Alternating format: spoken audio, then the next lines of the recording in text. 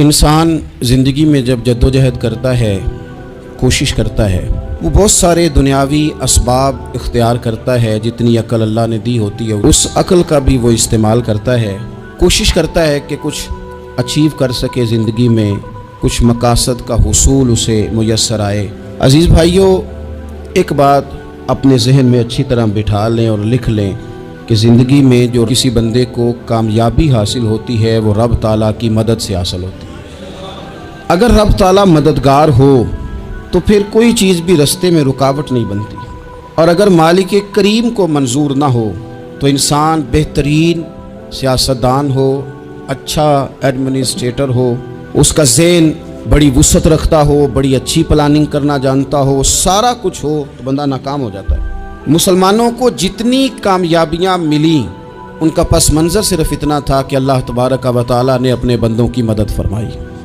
और अब ताला ने कुरान मजीद में इस हकीकत का बयान किया, फरमाया बलिल्लाहु मौलाकुम, फरमाया बल्कि अल्लाह तुम्हारा मौला है, वहुव खैरुन नासिरीन, और वो बेहतरीन मददगार है। वो जो रब तुम्हारा मौला है वो बेहतरीन मददगार है। और अगर वो मदद करे तुम्हारी, सूरह आले इमरान में आगे जाकर इरशाद फरमाया अगर अल्लाह मदद करे तो फिर तुम पर कोई गालिब नहीं आ सकता, और अगर वो तुम्हारी मदद छोड़ दे तो फिर कोई तुम्हारी मदद कर सकता, कोई मदद नहीं कर सकता। बदर की जंग भी और फ़तह मक्का भी रमज़ान मुबारक में हुआ है। मैं दोनों पर गौर कर रहा था तो एक नया मजमून मेरे जहन में आने लगा। बदर की जो जंग है उसमें भी एक अजीब इनकलाब आया है कि 313 ने 1000 से मुकाबला किया, और जिन 1000 से मुकाबला किया वो असलहे से लैस थे, और ये जो 313 हैं इनके पास 6 ज़िरहें, 8 तलवारें, चंद घोड़े। लेकिन अल्लाह ने कामयाबी दी तो खुद रब ने बयान किया किस तरह दी। फरमाया वलक़द नसरकुमुल्लाहु बिबदरिन व अंतुम अज़िल्ला। वो कामयाबी इस तरह मिली है कि रब ने तुम्हारी मदद की थी, तुम तो कमज़ोर थे, अल्लाह ने बदर में तुम्हारी मदद की, तुम जीत गए। वलक़द नसरकुमुल्लाहु बिबदरिन व अंतुम अज़िल्ला, अल्लाह ने बदर में तुम्हारी मदद की, तुम तो कमज़ोर थे। फिर फ़तह मक्का नसीब हुई तो उसमें भी बेहतरीन मनसूबाबंदी नबी पाक अलैहिस्सलाम ने फरमाई, बेहतरीन हिकमत अमली हुजूर ने अपनाई। लेकिन हमें जो अल्लाह रसूल ने बात समझाई वो क्या है, इज़ा जा नस्रुल्लाह वल फतह, फरमाया जब अल्लाह की मदद आई और फतह नसीब हो गई। ये अल्लाह ने मदद फरमाई तुम्हारी, यहाँ भी फ़तह मक्का भी अल्लाह की मदद से, जंगे बदर भी अल्लाह की मदद से। वो जो मदद है अल्लाह ताला की, जब वो हम ये करते हैं कि हम अपनी सारी ज़िंदगी सियासत की नज़र कर दें। हमारी सियासत सिर्फ मुल्क में नहीं होती, हमारी सियासत ख़ानदान में भी होती है। हम घर के अंदर भी सियासत करते हैं, हम किसी ख़ास तरीके से लोगों को अपने पीछे चलाना चाहते हैं, हम एक ख़ास उसलूब इख्तियार करते हैं कि लोग हमारे पीछे चलें। उसका नुकसान हमें ये होता है कि सियासत जो होती है ये शतरंज के हेर फेर की तरह होती है, तो इसके राज बड़ी जल्दी खुलने लग जाते हैं। पता चल जाता है कि बंदा मुखलिस नहीं था, सियासत कर रहा था, तरीके सलीके से इसने जोड़ के रखा हुआ था। हम हर जगह सियासत के बलबोते पर चीज़ों को लेकर चलना चाहते हैं, सियासतें नाकाम हो जाती हैं, सियाने सियाने लोग फेल हो जाते हैं। बचता सिर्फ वही है जिसके पीछे रब ताला की मदद शामिल हाल होती है। अपनी ज़िंदगी के अंदर हम जो कुछ भी कर रहे हैं, जिस शोबे से भी हमारा ताल्लुक़ है, आज हमने इस बात पे गौर करना है कि पहले तो ये गौर कर लें कि जो काम हम कर रहे हैं क्या वो काम ऐसा है कि उसमें अल्लाह की मदद हमें मिलेगी। अगर आप कोई माज़अल्लाह नाजायज़ काम कर रहे हैं, फेले हराम का इर्तिकाब कर रहे हैं, तो उसमें तो मदद इलाही आएगी नहीं। पहले तो ये देखें जो कर रहे हैं वो काम मदद इलाही वाला है, और अगर अल्लाह ताला की मदद वाला वो काम है फिर उस पर गौर करें कि क्या हमने मालिक से मदद का सवाल किया है, हमें मदद मुयस्सर आ रही है। वो मैंने बुज़ुर्गों से एक बात सुनी थी, वो बड़ी याद रह गई। वो फरमाया करते थे काबिलियत भी बड़ी चीज़ है लेकिन कबूलियत सबसे बड़ी चीज़ है। काबिल होना भी बड़ी बात है लेकिन ज़्यादा बड़ी बात यह है कि उसकी बारगाह में कबूल भी है कि नहीं। अपनी ज़िंदगी में अल्लाह की मदद की तरफ बढ़ें, मालिक की मदद का हुसूल इख्तियार करने की कोशिश करें, अल्लाह के साथ अपने आप को जोड़ें। अगर अल्लाह की मदद नसीब हो, ये जो हम जितना डरते रहते हैं, सहमे रहते हैं, परेशान रहते हैं कोई क्या कर देगा, हमारे यहाँ ना हर शोबे में माज़अल्लाह एक माफिया है, इल्ला माशाअल्लाह। वो माफिया कहता है मेरे साथ मिलोगे तो मैं चलने दूंगा, वरना मैं नहीं चलने दूंगा। मार्केट में आ ही नहीं सकता फलाना बंदा, क्योंकि यहाँ हमारा कब्ज़ा है। और मेरे भाई پھر بہت سارے لوگ جن کی نیتیں اور ارادے بڑے اچھے ہوتے ہیں شروع میں، وہ بھی اس مافیا کا شکار ہو جاتے ہیں اور ان کے رنگ میں رنگ جاتے ہیں۔ یاد رکھنا، کسی شخص کی بلیک میلنگ کا کبھی شکار نہ ہونا، کبھی کسی کی میٹھی اور مسجع مکفہ باتوں کا شکار نہ ہونا۔ کوئی کیا کر سکتا ہے اگر اللہ مددگار ہو تو؟ جس کو رب کریم اٹھانا چاہے اسے کوئی گرا سکتا ہے؟ ہم یہ ڈرے ڈرے سہمے پریشان فیصلہ کرنے کی طاقت نہیں، مجھے چلنا چاہیے کہ نہیں، اٹھنا چاہیے کہ نہیں، کرنا چاہیے، اٹھ باندھ کمر کیوں ڈرتا ہے؟ پھر دیکھو خدا کیا کرتا ہے۔ حضرت عبداللہ ابن عباس فرماتے ہیں میرے نبی پاک علیہ السلام نے میری تربیت فرمائی، حضور نے میری تربیت فرمائی، اور محبوب پاک علیہ السلام نے فرمایا عبداللہ یاد رکھنا، یہ نوجوان دوست میری بات لکھ لیں، پریشان لوگ میری بات لکھ لیں، جن کے پاس قوت فیصلہ نہیں وہ اس بات کو لکھ لیں۔ حضرت عبداللہ ابن عباس فرماتے ہیں میرے نبی پاک علیہ السلام نے مجھ سے فرمایا تھا عبداللہ سن، اگر ساری دنیا مل کے تیرا کوئی نفع کرنا چاہے کر نہیں سکتی جب تک میرے رب کی رضا نہ ہو، اور فرمایا ساری دنیا مل کے تیرا کچھ بگاڑنا چاہے تو عبداللہ بگاڑ نہیں سکتی جب تک رب کریم کی حکمت کا تقاضا نہ ہو۔ لوگوں سے ڈرنا، لوگوں کی طرف دیکھنا، ماحول دیکھ کے اپنے راہ کا تعین کرنا، ہر بندے کے خیالات کے مطابق ڈھلنے کی کوشش کرنا، فلانا نہ ناراض ہو جائے، فلانا نہ ناراض ہو جائے، وہ جس نے ہونا ہو جائے، بس رب رسول ناراض نہ ہو۔ اپنی زندگی میں اپنے مالک کو مولا جان کے، بل اللہ مولاکم، اللہ تمہارا مولا ہے، وَهُوَ خَيْرُ النَّاصِرِينَ، وہ بہترین مددگار ہے۔ توجہ جب بھی کریں رب کی جانب کریں، اپنے دل کا قبلہ درست رکھیں، سوچوں کے زاویے سیدھے رکھیں۔ میرے بھائی،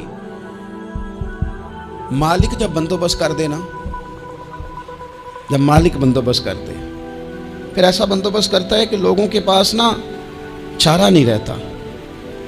حضرت مریم رضی اللہ تعالی عنہا پاک باز تھیں، مسجد میں رہی تھیں، پر مالک کی حکمت کے تقاضے بڑے عجیب ہیں نا۔ پھر جناب مریم کو اللہ تعالیٰ نے بغیر شوہر کی اولاد عطا کر دی۔ یہ بات ہی ایسی تھی، وہ کسی نے کہا تھا کہ مخلوق تو فنکار ہے اس درجہ کے پل بھر میں سنگے در کعبہ سے بھی اصنام تراشے، تم کون ہو کیا چیز ہے داغ کبابی، لوگوں نے تو مریم پہ بھی الزام تراشے۔ تو لوگوں نے کہا کدھر سے لے آئی بچہ، تیرا باپ تو ایسا نہیں تھا، کہاں سے لے آئی؟ اللہ کرے میں آپ کو سمجھا سکوں، ذرا اپنے آپ کو وہاں کھڑا کریں کہ ایک پاک باز عورت، پاک باپ کی بیٹی، طیب ماں کی بیٹی، اور اللہ کے گھر میں پرورش پانے والی خاتون، ایک وہ وقت اور ایک یہ وقت کہ اس عورت کو کٹہرے میں کھڑا کر کے پوچھا جا رہا ہے کہ معاذ اللہ تیری گود میں بچہ جائز نہیں ہے، کہاں سے لائی ہے؟ اب خود سے صفائیاں بندہ کتنی کو دے، کتنی کو وضاحتیں کرے۔ اور میں نے تو اپنی زندگی میں دیکھا ہے زیادہ وضاحت دینے والے کو بھی لوگ جھوٹا سمجھنے لگ جاتے ہیں، زیادہ وضاحت دینے پر بھی لوگ کمزوری کا اظہار سمجھتے ہیں کہ کمزور پڑ گیا۔ آپ صلح کی کوشش کرتے ہیں، سامنے والا بزدل سمجھ لیتا ہے، زیادہ وضاحتیں بھی کمزور کر دیتی ہیں۔ اب حضرت مریم کو کٹہرے میں کھڑا کر کے کہا بچہ کس کا ہے؟ تو پھر خدا بندوبست جب کرے، اللہ جب مددگار ہو، تو پھر حضرت مریم کی گواہی درختوں سے نہیں دلوائی، اس نے پتوں سے نہیں دلوائی، پھر فرشتے نہیں بھیجے۔ حضرت مریم کہنے لگی مجھ سے نہ پوچھو، وہ جو پنگوڑے میں ہے اسی سے پوچھ لو، ان سے پوچھو نا، وہ کون ہے پوچھ لو، ان سے کر لو سوال۔ انہوں نے کہا پنگوڑے میں چند دنوں کا بچہ، یہ جواب دے گا؟ مددگار تھا رب، ان کی برات کا اعلان کرنا تھا مالک نے، اور جب مالک اعلان کر دے، جب مالک تیری صفائی دینا چاہے، جب مالک تجھے دنیا کے سامنے نکھارنا چاہے، تو پنگوڑے میں لیٹے حضرت عیسیٰ بول کے کہنے لگے انی عبداللہ آتانی الکتاب، فرمایا میں اللہ کا بندہ ہوں، رب نے مجھے کتاب عطا کر کے نبی بنا کے دنیا میں بھیجا ہے، میں اللہ کا بندہ ہوں، کتاب لے کے آیا ہوں، نبی بن کے آیا ہوں۔ پھر پنگوڑے سے اعلان ہو گیا، پھر بچہ بول پڑا۔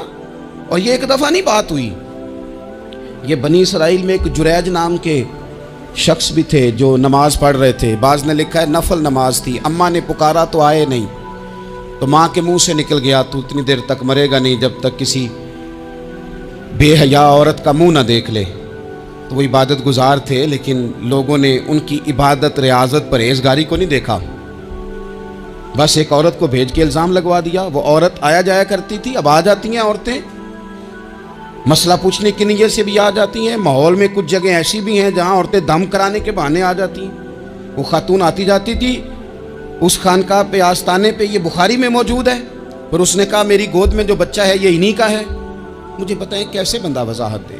حالات خراب ہو گئے, لوگ کٹیا جلانے لگے, ماحول اور طرح کا بن گیا. میرے نبی پاک علیہ الصلوۃ والسلام فرماتے ہیں پھر اس رب کے بندے نے کہا مالک تو کریم ہے, تیری مشیت کا تقاضا آیا جو میری ماں نے جملے بولے تھے, پر اب میں وضاحت دینے کے قابل نہیں رہا, اب تو ہی کرم کرے گا تو دروازہ کھلے گا.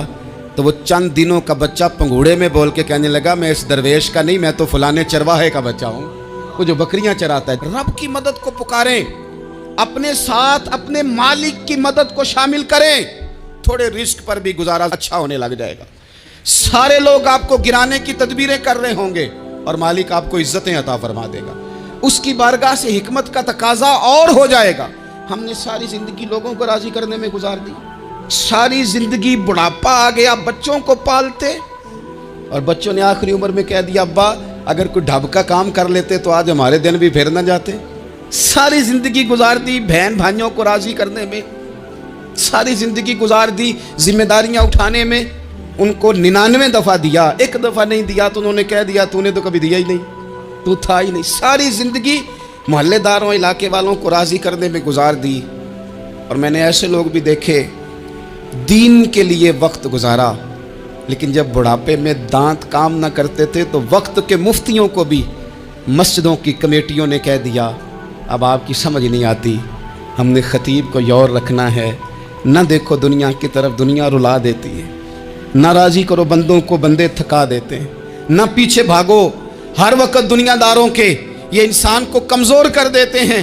وہ تو کریم ہی بڑا ہے, 2 آنسو زمین پر بعد میں گرتے ہیں, بندے کے گناہ سارے پہلے معاف فرما دیتا ہے. اللہ کی مدد کا حصول, اپنے مالک کی مدد کی طرف بڑھنا. آپ کو بدر کی جنگ بھی یہی درس دے گی, آپ کو احد کا میدان بھی یہی سبق دے گا, فتح مکہ بھی یہی سبق دے گا. میرے دوستو جب رب مدد فرمائے, جب اللہ مددگار بنے. دوستوں سے ایک بات اکثر کرتا ہوں, میں کہتا ہوں کہ جتنے درد سے آپ امیر کو اپنی کہانی سناتے ہیں نا, اور جس طرح آپ کے آنسو بات کرنے سے پہلے گر جاتے ہیں کہ غریب ہیں, بچیاں ہیں, کاروبار نہیں, او میرے سنگیو, اس سے آدھے آنسو اپنے رب کی بارگاہ میں بکھیرو, اس کے حضور عرض گزار ہو جاؤ, اس سے طلب کرو. ایک وقت انسان پر زندگی میں ایسا آتا ہے کہ اسے یوں محسوس ہوتا ہے کہ میرا سایہ بھی ذرا سا پیچھے ہٹ گیا ہے. اسے یوں لگتا ہے کہ میں کسی سہارے پہ ہاتھ ڈالتا ہوں تو وہ بھاگ جاتا ہے مجھ سے. لیکن مالک کی بارگاہ ایسی عظیم بارگاہ ہے, رب رسول کے آستانے اتنے بڑے ہیں کہ آپ جب وہاں کشکول طلب دراز کرتے ہیں تو جھولی پھیلانے میں دیر لگتی ہے, ان کو بھرنے میں تو کوئی دیر نہیں لگتی. ہم نے اپنا سوچ کا قبلہ ہی دنیا کو بنا لیا ہے. یہ جو اللہ والوں کی مدد ہے یہ تو ہے اللہ ہی کی مدد ہے, لیکن یہ جو سیٹھوں کی طرف توجہ کرنا, نوابوں کی طرف توجہ کرنا, دنیا داروں کی طرف توجہ کرنا, اور اپنا مزاج اس طرح کا بنا لینا, یارو گردن کو جھکا دیتا ہے خیرات کا پتھر, جہاں میں مانگنے والوں کے سر کبھی اونچے نہیں ہوتے. اور اقبال کہتے ہیں غیرت ہے بڑی چیز جہانے تگ و دو میں, پہناتی ہے یہ فقر کو تاج سردارا. میں عرض کروں گا کہ اپنی آپ جب توجہ کا قبلہ اللہ رسول کو بنائیں گے تو رب فرماتے ہیں وَيَرْزُقْهُ مِنْ حَيْثُ لَا يَحْتَسِبُ, میں نہ تجھے وہاں سے رزق دوں گا جہاں سے کبھی تیرا گمان بھی نہیں گیا ہوگا. یہاں سے بھی مل سکتا ہے, تو نے سوچا بھی نہیں ہوگا.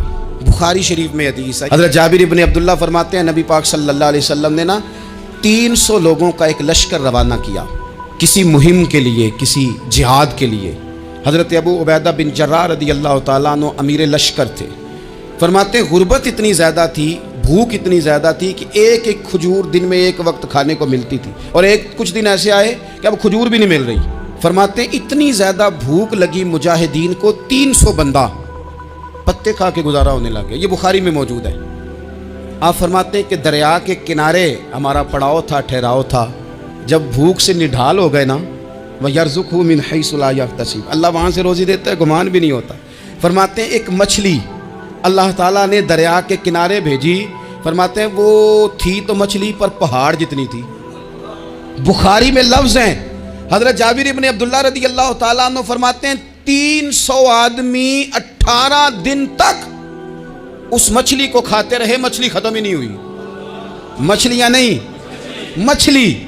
کہتے ہیں 18 دن 300 بندہ کھاتا رہا، مچھلی ختم ہی نہیں ہوئی. اور فرماتے ہیں کہ اس کی ہڈی نکال کے، کانٹا کہیں گے آپ اپنی زبان میں، کہتے ہیں وہ نکال کے نا تو اس کو کھڑا کیا نا جب، تو اونٹ کجاوے سمیت اس کے بیچ سے گزر جاتا تھا. 2 اس کے کانٹے جوڑے. فرماتے ہیں وہ اس کا گوشت ہم کھاتے تھے اور اس کی چربی بطور تیل کے ہم جسموں پہ ملتے تھے، بیماروں کو اس سے سکون آتا تھا، تندرستی شفا ہوتی تھی.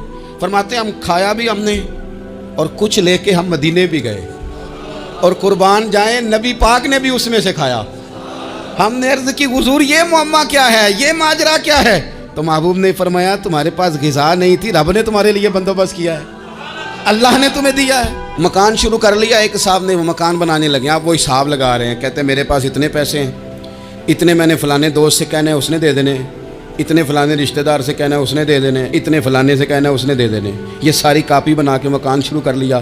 جو روز کہتا تھا نا کوئی حکم ہو جاتے 10 سب سے پہلے اس کو کہا میاں پیسے چاہیے دین. وہ کہندا ہو کل ہی منڈا ٹوریا ہے، کدے تو پرسوں 10 داتے لب جانے سن. میں آپ کو اپنے تجربے کی بات بتا رہا ہوں. جن لوگوں کا خیال ہوتا ہے نا کہ آپ سٹارٹ کریں فلانا کام، ہم آپ کے ساتھ ہیں، اللہ کا ہی کوئی نظام ہے، وہ بالکل بھی نہیں ساتھ ہوتے. لیکن ایسا نہیں ہے کہ کوئی ساتھ نہیں ہوتا. اللہ تعالیٰ بڑے اسباب پیدا کرتا ہے، وہاں سے دیتا ہے جہاں سے گمان بھی. ہمارا یہ ذہن بن جاتا ہے ہم ساری اپنے حساب سے چلتے ہیں، اتنے رشتہ داروں سے اتنے، کون آپ کے ساتھ چلے گا؟ سوال ہی نہیں پیدا ہوتا. یہ سارے کام چھوڑ کے سب سے پہلے 2 رکعتیں پڑھو، اپنے رب کی بارگاہ میں، رسول کائنات کی بارگاہ میں گزارشات اور استغاثے پیش کرو، وہاں سے خیر طلب کرو. دنیا دار کیا دیں گے، کیا دے سکتے ہیں، کیا حیثیت ہوتی ہے کسی؟ اللہ کہتا ہے وہاں سے دوں گا. تو جو اللہ مال دے وہ لینا چاہیے کہ رشتہ داروں کا مال دیکھنا چاہیے؟ جو اللہ دے وہ لینا چاہیے کہ سیٹھوں نوابوں کی جیبیں دیکھنی چاہیے؟ جو اللہ دے وہ قبول کرنا چاہیے یا دیکھنا چاہیے کون سا آدمی کہاں پہنچ گیا؟ چھوڑو، اپنی مٹی پہ چلنے کا سلیقہ سیکھو.